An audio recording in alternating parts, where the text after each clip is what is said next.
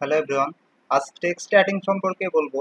So ওয়েবসাইটে text add করার জন্য এই যে এই অ্যাড অপশনের এখানে মাউস পয়েন্টারটা ধরবেন, এরপর ক্লিক করবেন। ওকে, দেন এখানে এই যে টেক্সট নামে একটা অপশন চলে আসছে, টেক্সট নামে অপশনের উপরে একবার ক্লিক করবেন। করার পরে দেন এখানে অনেকগুলো টেক্সটের আর কি ফন্ট সাইজ কিংবা হেডিং দেওয়া আছে, এগুলো আপনারা চুজ করতে পারেন। তো যেইটা কাজে লাগবে সেইটা সেই রকম টেক্সট আপনি চুজ করবেন। তো ফার্স্টলি আমি এই যে ক্লাসিক টাইটেল এটা চুজ করব। সো এখানে দেখেন যে একবার ড্র্যাগ অ্যান্ড ড্রপ করে এইভাবে বসাবেন যে জায়গায় বসানোর দরকার আপনার সাইটে। সো আমি এখানে বসাচ্ছি। এরপর এখানে ইচ্ছা মতো এই অংশটাকে টেনে বড় করতে পারবেন, আবার ইচ্ছামতো যে কোনো সাইজে আনতে পারবেন। ওকে, তো তো দেখেন এরপরে এখানে ডাবল ক্লিক করবেন। ডাবল ক্লিক করলে দেখেন যে এখানে একটা এই মেনু বার পুরোটা প্রদর্শিত হবে। এরপর আপনার যেটা আর কি লেখার দরকার লিখবেন। সো আমি এখানে লিখতেছি যে ওয়েলকাম টু,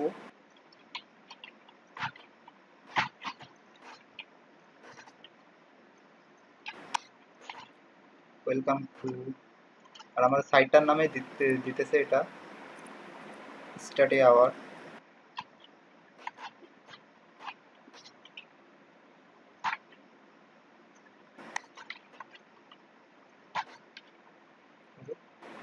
তো এরপরে এইটাকে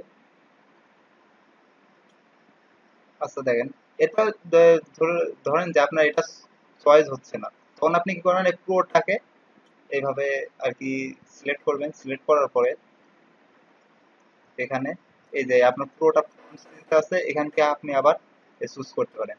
তো এখান থেকে দেখেন যে আমি এইটা চুজ করি। চুজ করলে এই যে এইরকম দেখাচ্ছে। এবার এটা কেটে দিই। ওকে,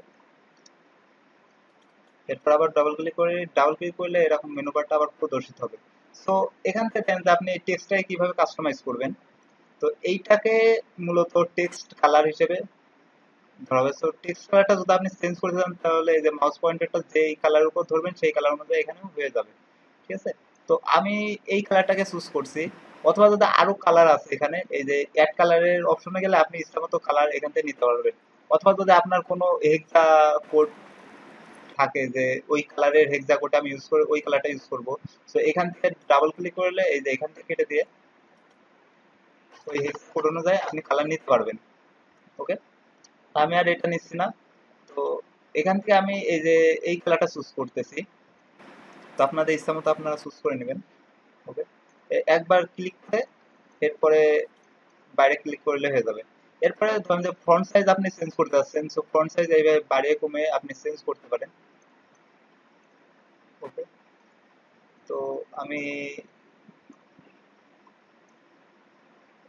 এই রাখতেছি। তো লেখাগুলো যদি সব আপনি একটা সাইজ মতো রাখতে চান তাহলে এই যে এখানে ক্লিক করলে পারেন। ওকে, পয়েন্ট দিতে চান যে কোনো টেক্সটের মাঝে, তো সমস্যা নেই, এগুলো সব করা যাবে।